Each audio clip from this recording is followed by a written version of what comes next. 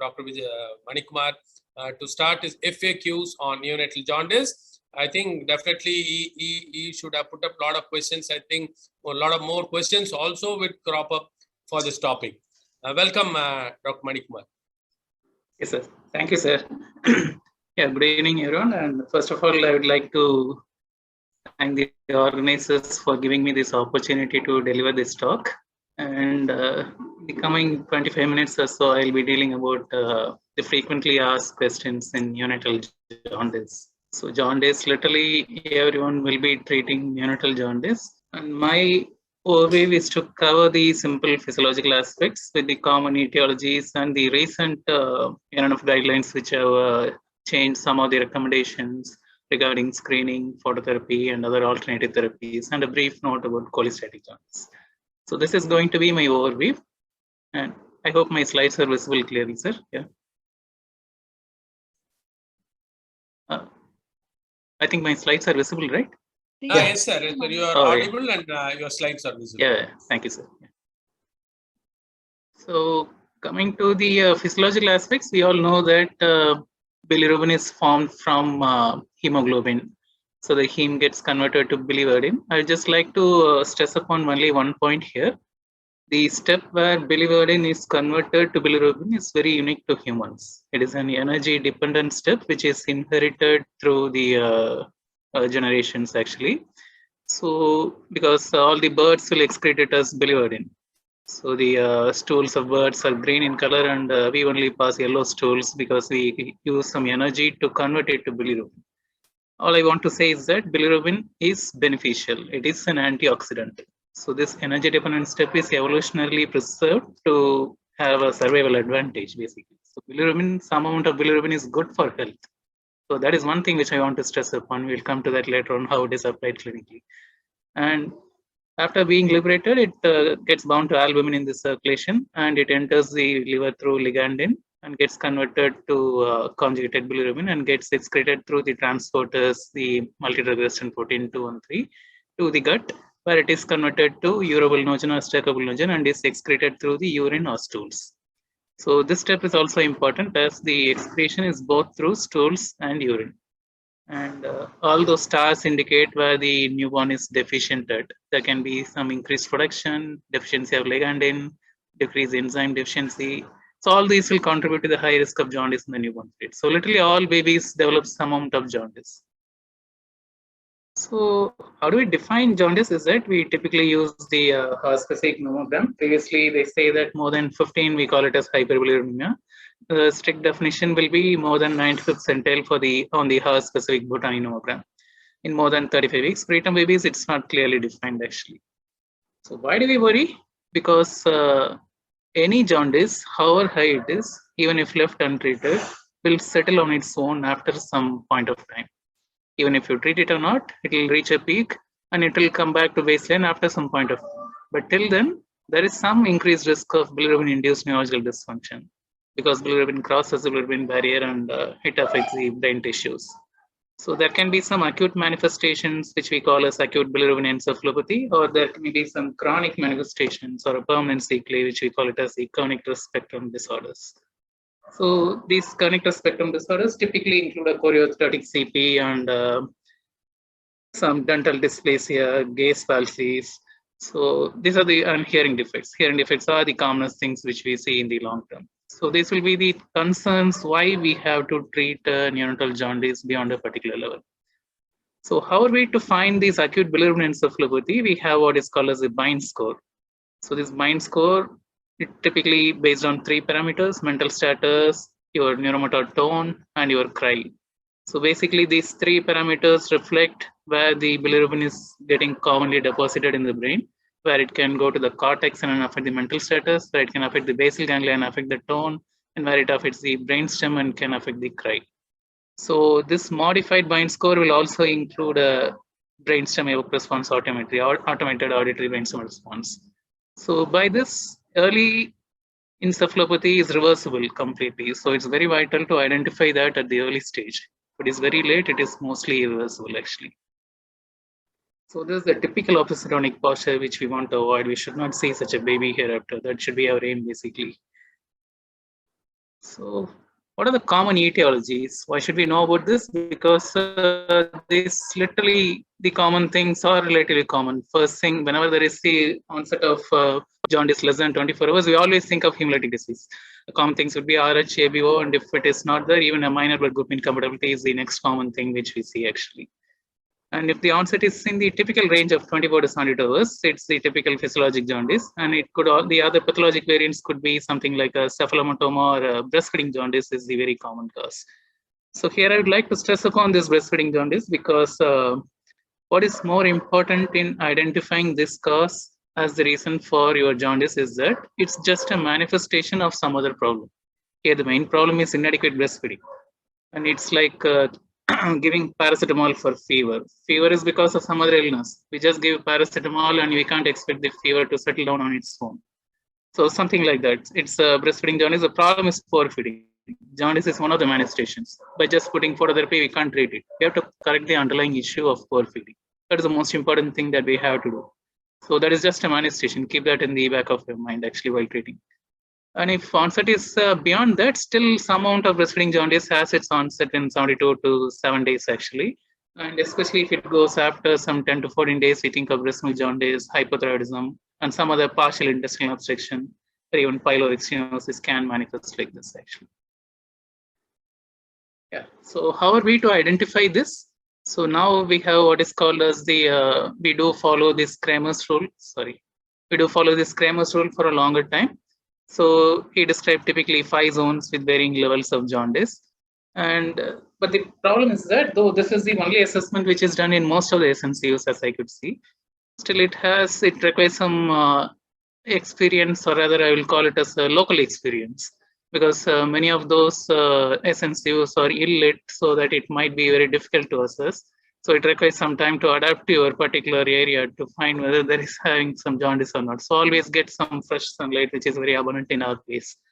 So the SNCUs are designed in such a way that there should be some fresh light entering the SNCU.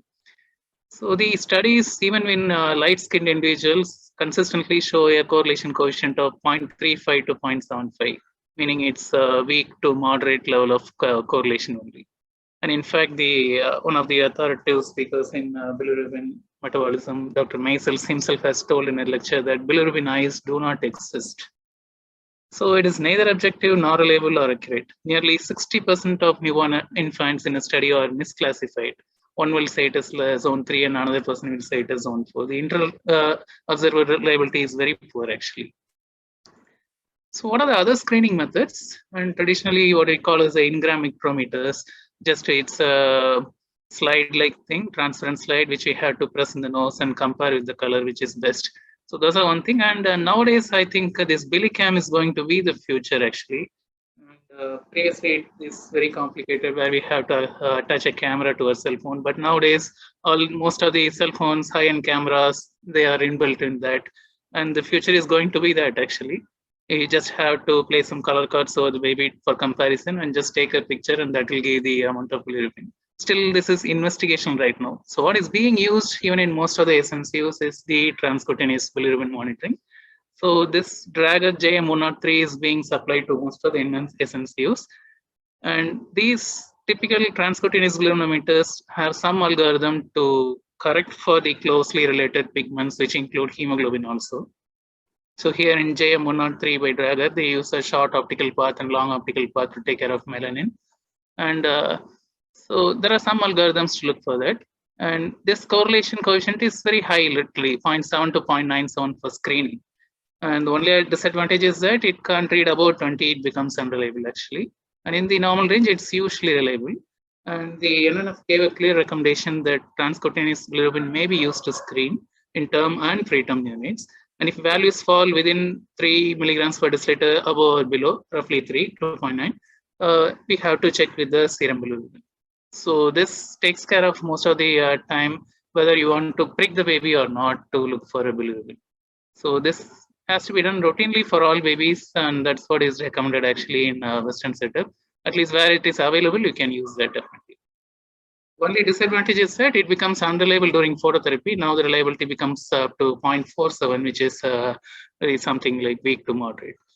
So during phototherapy, ideally total serum bilirubin is preferred over transcutaneous bilirubin. That is what the NNF recommendation is. And we all know about phototherapy. I no need to tell about that. And that is a gene sister word, while a sister's observation changed literally the aspect of how we treat babies of jaundice. So literally that simple observation where the sunlight has gone, and while changing the diaper, she noticed that the inside skin inside the diaper is yellow and all other areas are bleached. So that observation literally changed literally. And even now we have no other better treatment for jaundice other than this phototherapy, and extend transfusion is the next thing. So other than these two therapies, we don't have literally anything to supersede all these things. So it uses a specific light spectrum in the visible blue. It's not ultraviolet actually, non-visible. So it's in the visible spectrum in 460 to 490 nanometers. There are two main pathways which we convert. So one is a structural isomerization to lumirubin, and another is a configurational isomerization to the ZT components. So the whole important thing here is that I want to stress upon is that ultimately after conversion, all these isomers are excreted either through the bile or in the urine. So it's very essential that the baby should pass stools or urine, and for that feeding is very, very essential. So don't try to stop feeds for want of phototherapy. Some people will say that your bilirubin is very high, don't take the baby and feed for a long time. If 50% is by phototherapy, the remaining 50% is by feeding. So don't try to stop it literally. So don't hasten the process. Effectiveness of phototherapy depends upon various other factors like the initial serum concentration of bilirubin and the area exposed, the distance between the light source and patient. It has to be as slow as possible. By which we mean nowadays all licensees have the LED phototherapies, and thanks to nodal assist Srinivasan sir and Kumda ma'am and VVK sir. So they have ensured that we have the highest quality phototherapy machines in all SNCUs. So we can reduce the light source as low as possible without causing any hyperthermia actually. So usually around even up to 10 to 15 centimeters is perfectly fine. But not below that, because the surface area will be reduced, because the light is not a homogeneous light, it's a small light, and the surface area will be reduced if you reduce the distance too much. And there is no saturation point with the irradiation dose. If you increase the irradiation dose, there is an increased effectiveness of phototherapy. And these light variables usually are inbuilt in these LED, we don't need to bother with that. So as far as the side effects of phototherapy are concerned, it is relatively very safe. So nobody literally bothers about any significant side effects. In fact, there are some proposed side effects like genotoxic, oxidative stress effects, and the immunomodulatory effects, which are some real concerns actually. And even in the long term, some would think about acute myeloid leukemia and melanocytic nevi, some allergic diseases. But most important acute side effect will be the interference in the mother-child relationship. So that is one thing which is very much hesitant to use a prophylactic phototherapy for all. And NNF gave a clear recommendation that prophylactic phototherapy is not recommended even in the setting of an RH or ABO. So unless, because it has its advantage, because it interferes with the breastfeeding. So that is one thing which has to be kept in mind.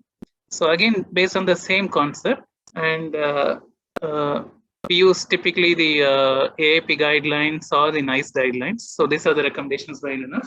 So in more than or equal to 35 weeks, so either the AAP guidelines or the NICE guidelines are advised. And in preterm babies less than 35 weeks, we use the Maisel's chart or the NICE guidelines. So these are the typical AAP guidelines which everyone is aware of. And there will be 3 curves for 3 risk categories, and 2 charts for one for phototherapy and one for exchange. And in the Indian setting, because we have some inbuilt genetic makeup which makes us prone to jaundice, and there is a significant higher proportion of SGA babies in our setup. Ideally, it should be 10%, but we have around 18 to 20% in our single put SNCU. And non-availability of intensive phototherapy in many non-variants. In one of the studies in 58 units across 20 centers in India, it was observed that only 9% of the units have the recommended intensive phototherapy ranges, and 31% of units are giving irradiance at least 15. See the amount of phototherapy. So this is the variability that we have. And this has been taken into account to a larger extent by replacing all with LED phototherapies, which require very minimal maintenance nowadays. And these are the Maisel's chart and NICE guidelines. It's NICE guidelines, and nowadays there are some very good apps for it. Even you can have in your mobile phone. Bilirubin is one such app. You just have to enter the age and bilirubin, it will plot it nicely and tell you and it will tell you the phototherapy threshold and exchange threshold. So NICE guidelines are also freely available actually. So these are things which are recommended.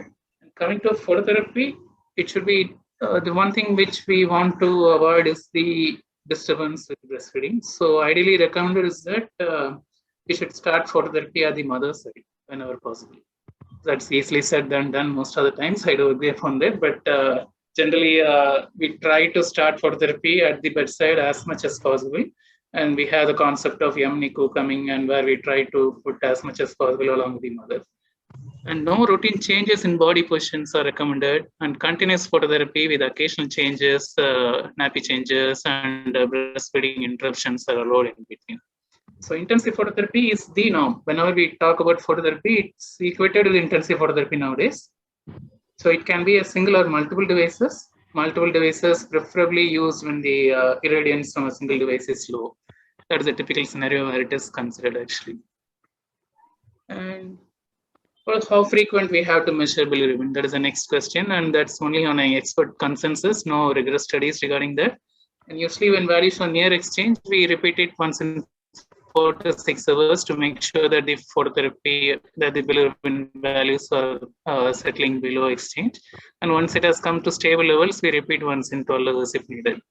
And follow bilirubin after discontinuation may be seen after 12 to 24 hours discontinuation, after discontinuation. So when to stop phototherapy, recently this guideline has been changed. The phototherapy can be discontinued when serum bilirubin is at least 2.9 milligram per deciliter below the treatment threshold for that particular age and specific chart lengths.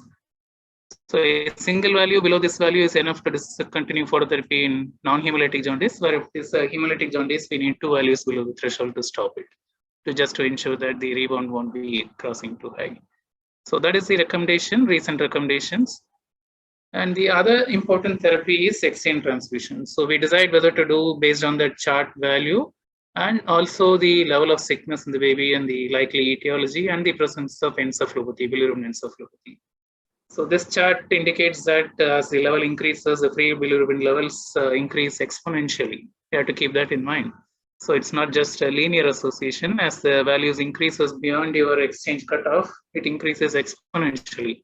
So I have to be very vigilant in treating that at the earliest. So the risk factors for encephalopathy for a permanent damage in the brain would be a presence of acidosis, low albumin levels by which some of the SJ babies can have, and some blood-brain barrier disruption which include asphyxia, sepsis, and hemorrhage, and ongoing hemolysis, and other displacers of bilirubin from the blood, which includes free fatty acids from intralipid or brufen. So these are commonly used in preterm babies where you have to keep in mind. So these are the risk factors which you keep. And one thing is very clear right now.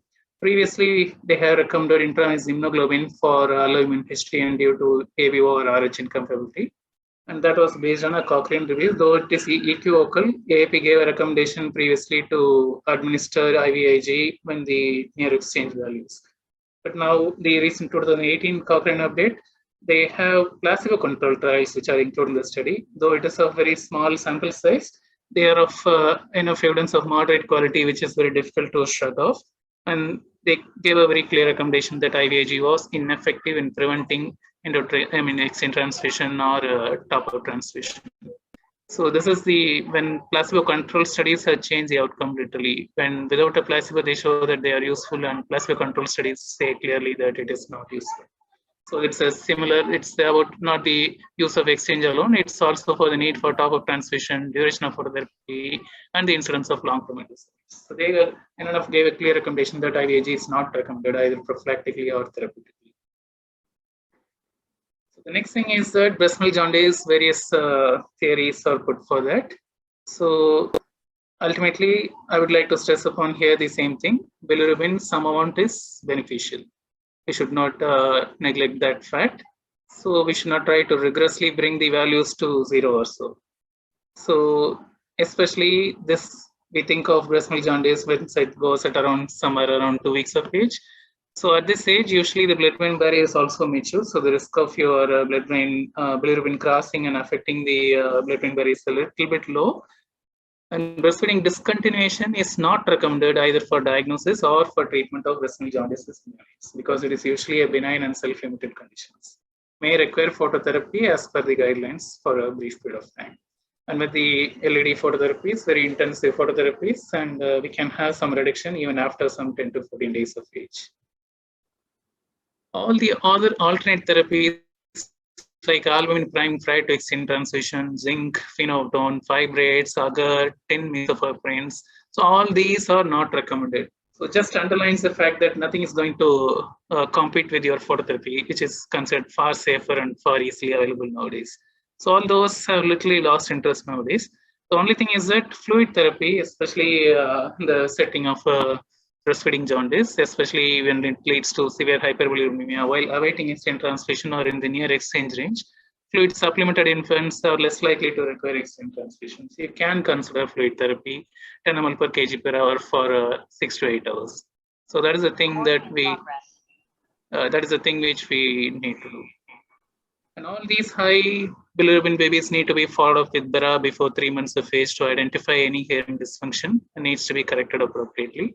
For all neonates more than 30 or who need a blood exchange transfusion, it's mandatory to do, followed by a proper neurological examination for long-term side effects. Okay. The next and last few slides will be on neonatal cholestasis, which is again a different topic from indirect jaundice altogether. So it is defined by a serum conjugated bilirubin of more than 1 milligram per deciliter when total is less than 5, or more than 20% if total is more than 5. So we commonly use what is called as a Vandenberg test. So there is some terminological differences where we call it as direct bilirubin and conjugated bilirubin are not the same actually, though literally can be equated, just technical terminologies. And this delta bilirubin is something which is bilirubin bound to albumin. There are some clinical implications of understanding the concept of delta bilirubin. I'll just come to that later. And this Vandenberg, the traditional test reports as direct bilirubin, or the modified Vandenberg uses some fraction, some chemical to dissociate from the bilirubin and albumin, and they measure the pure conjugated forms alone. So this is a commonly done test. So why it has to be diagnosed earlier? Why are we at all worried about cholestasis? Is that we all know that diagnosis of biliary atresia must be done before 60 days of age because early intervention improves long-term outcome. No doubt about that. But what we miss to identify is that there are some other things which are also change the course of disease by diagnosing it earlier. So one is that it reduces the risk of hemorrhage from vitamin K deficiency, and another is there are some diseases where which are rapidly life-threatening but potentially treatable. So these are the things which should not miss actually. So our aim is to identify these things as early as possible, which include typically a bacterial sepsis, gram-negative infection, some endocrinopathies like panhypopituitarism and galactosemia and certain inborn errors of bile acid metabolism. So what is the all fuss in diagnosis which causes a delay in diagnosis? There are various reasons cited. We are all aware of all these things. So early discharge without a follow-up, and the normal course of bilirubin after birth is that it will reduce. As I said, it will reduce even without therapy after some point of time, and the patient will think that it is getting settling. But actually, conjugated bilirubin may start rising after some 2 weeks of age. So we have to keep that in mind. Apparently well-nourished infant, even if there is a biliary atresia, there are significantly reduced fat stores and lean body mass, but that is compensated to some extent by edema and hepatobiliary, and you have normal weight and literally nearly normally looking skin because of some amount of edema. And being misled by pigmented stools, and where the intestinal epithelial cells are covering their faces, and they cause some problem. And we often misthink like it's a breast milk jaundice, which is relatively very common cause of unconjugated jaundice. And inadequate investigation of a hemorrhagic disease, and yellow urine because of some vitamin supplements. So all these can cause some delay in diagnosis. You have to keep that in mind. This stool card is definitely going to change the, will help you in identifying it earlier. It's always better to have that actually. Or even you can have it in your mobile and show it to mother whether the stool is something like that. Or if you have the opportunity, always visualize the stool, which color it is at. So it should not be pale. Clay colored stools, by which I mean it's China clay, it's a clay colored stools. We have normal pale stools, it has to be identified as yellow. These have some proven benefits in identifying it earlier. And as a clinician, I'll be worried about other pointers towards the clues because the etiology of neonatal cholestasis extends. So what we need to look at is some evidence of infection, One important pointer for a metabolic disorder is a profound impairment of synthetic function, unexpected for the degree of cholestasis, leading to some bleeding axis and hypoalbuminemia will be very prominent. So that is one thing. Another neurological abnormalities, the primary abnormalities may be seen with mitochondrial and Zellweger syndrome, and that can be secondary to hypoglycemia to the scenario.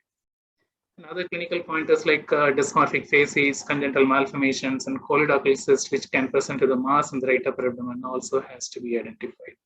So these are the typical clinical examination findings which one doesn't want to miss upon. And more importantly, you have to get an off-thal consult.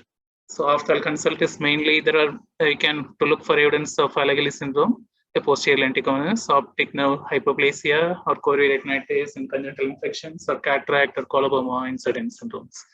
So for all these, off-thal evaluation is very, very important. Okay, and now coming to only 4 tests, with that I'll end my talk actually. So one is the biochemical test of liver. As I said again, the aim for investigating is to confirm cholestasis, to assess the degree of injury and assess synthetic functions. So synthetic function is always albumin, prothrombin time, and to some extent ammonia.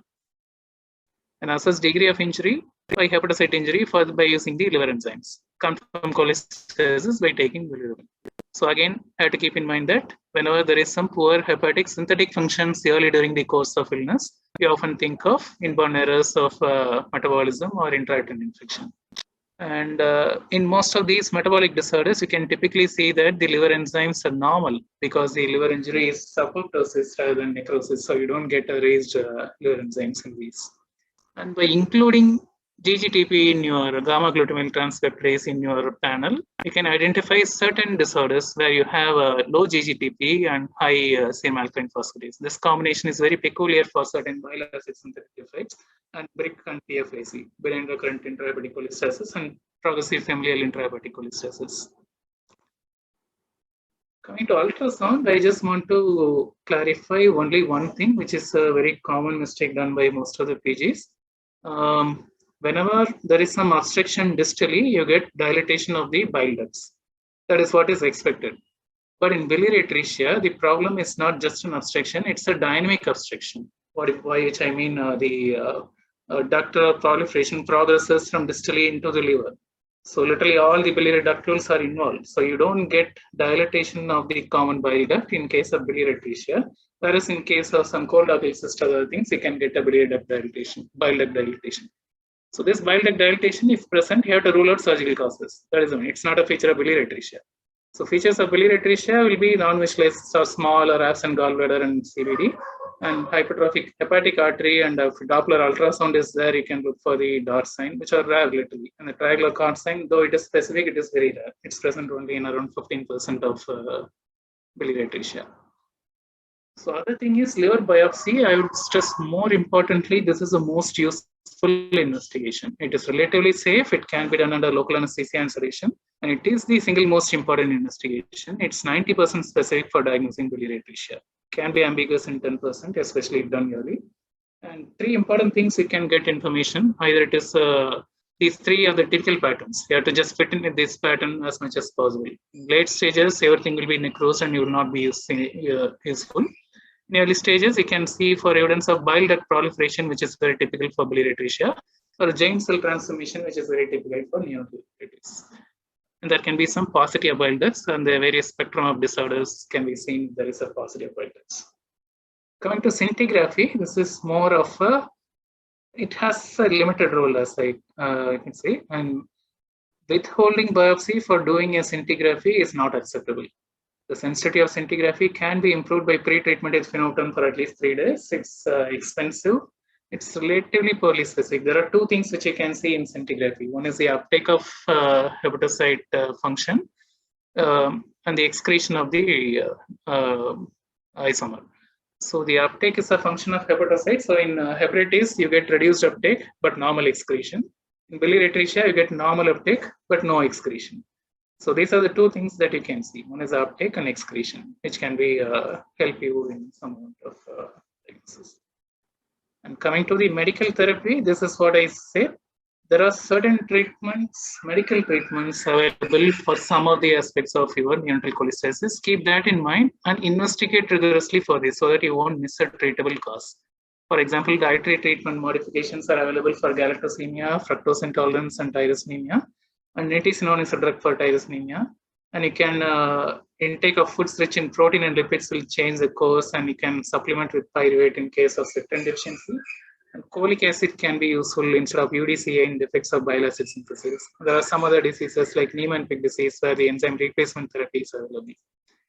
And hormone replacement for pituitary insufficiency, antibiotics, and specific therapies for CMV, and neonatal hemochromatosis, now called the gestational autoimmune liver disease. For all these disorders, some medical management is available. So whenever possible and not fitting with any of these, you always try to rule out these treatable causes. Keep these in mind. There are various other etiologies which are not going to change. You can have some time to diagnose that also, but identify these things at the earliest. That is your aim of thing. UDCA has been the traditional first-line therapy. It's far safer. The only common side effect is diarrhea, which usually responds to dose reduction. So how you can get a better quality of life in chronic cholestasis is that there are three problems. One is retention toxicity, which I have to monitor frequently. And another is the transfer to circulation causing pruritus and xanthomas that can be treated somewhat medically. And obstructed bile flow leading to malabsorption and fat soluble vitamin deficiencies can be supplemented to some extent by your increasing calorie intake and 2 to 3 times RDA for fat soluble vitamins and your vitamin supplementations for at least 3 months after resolution of the case because it takes some time. The typical surgery which is done for biliary atresia is Kasai's portoenterostomy. And this Kasai, when you say that a success of surgery is that the resolution of jaundice usually takes some time. This is where your concept of your delta bilirubin becomes very important because the half-life of albumin is around 21 days. So you need around 2 to 3 half-lives for all the bilirubin to settle down. Even after you are making a channel for the flow of bile by surgery, the jaundice doesn't settle immediately. It takes some time. So resolution of jaundice usually takes around 3 months. So if there is no resolution of jaundice by 3 months, it means that Kasai has failed. So don't be in a hurry to say that your Kasai has failed in the very early course of time. And 80% of those even who has been done a Kasai portoenterostomy ultimately will require a liver transplantation by age 20 years. So always register them for liver transplantation registration. I think these are the things I would like to, I have just covered some of the doubts or some of the frequently asked questions in your management of your neonatal jaundice. I'll be glad to clarify more questions if any of the audience have it. So the take-home messages will be early onset rapidly increasing jaundice, always rule out hemolytic etiology. Breastfeeding jaundice, always try to treat the cause, correct the breastfeeding technique and all, and rather than just treating with phototherapy. Phototherapy and exine transfusion are the primary treatment if unconjugated. Start phototherapy as far as possible at the bedside. And this is called as the spectral power of phototherapy. It's not only the irradiance, but also the amount of exposed body surface area that is important while taking care of a baby under phototherapy. And know the pitfalls of delayed diagnosis of neonatal cholestasis. Don't fall prey to that. And don't delay a liver biopsy in diagnosing the etiology of neonatal cholestasis, which is the most useful. And don't miss to diagnose the treatable causes of neonatal cholestasis. So this will be my take-home messages, and I thank the organizers. Remember that yellow is at times difficult to predict. We don't know how it will predict. So be better aware of all the pitfalls. Thank you. Thank you, Manikumar. Such an exhaustive presentation on jaundice, covering most of the questions as a form of answer, and introducing some new modalities of a diagnostic tool like BiliCam and stool card. And Dr. Vishwanathan has put up on the chat box that as important tool is urine examination also is important in assessing a cholestatic jaundice. Yes, it is well taken. I think one needs to, in cholestatic jaundice, not look at pale stools, look at the urine also and examine it to find out whether we are really dealing with cholestatic jaundice. And is there any other newer modality in the treatment? You told us phototherapy. Now, you have peculiar situations like what is happening in Sri Lanka with a lot of power cuts. With most NICU may go out without power. and the phototherapy units actually they may not be able to work. Is there solution for that? We know we have solar energy.